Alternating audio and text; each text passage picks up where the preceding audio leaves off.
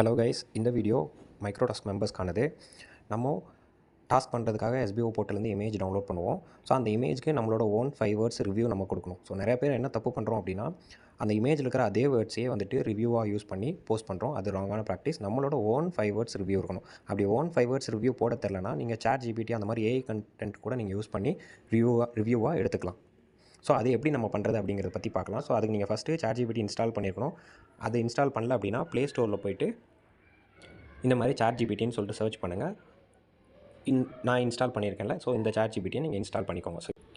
So install பண்ணதுக்கப்புறம் chat ஜிபிடியில் நீங்கள் setup முடிச்சுட்டு லாகின் பண்ணிவிட்டு அதுக்கப்புறம் இந்த இமேஜ் ஓப்பன் பண்ணிங்கன்னா இந்த இமேஜில் ஷேர் பண்ணுற ஆப்ஷன் இருக்கும். ஸோ ஒரு ஃபோனில் ஒரு மாதிரி ஆப்ஷன் இருக்கும். நீங்கள் அந்த ஸ்க்ரீனில் சர்ச் பண்ணிங்கன்னா உங்களுக்கு தெரிய வரும். ஸோ ஷேர் பட்டன் கொடுங்க. ஷேர் கொடுத்ததுக்கப்புறம் சாட் ஜிபிடி ஆப்பில் அதை செலக்ட் பண்ணுங்கள்.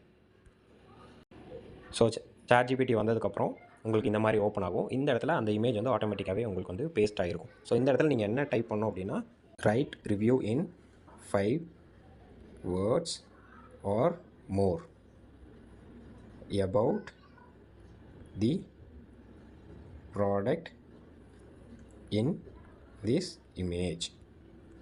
So write review in 5 words or more about the product in this image. Give 5 suggestions அப்படின்னு சொல்லிட்டு டைப் பண்ணுங்கள். ஸோ 5 சஜஷன்ஸ் எதுக்காகனா, நமக்கு 5 சஜஷன்ஸ் வந்து எது நமக்கு மேட்ச் ஆகுது, எது நமக்கு பிடிக்குதோ அதை வந்துட்டு நம்ம ரிவ்யூவாக யூஸ் பண்ணிக்கலாம். ஸோ இந்த மாதிரி கொடுத்துட்டு என்ட்ரு கொடுங்க.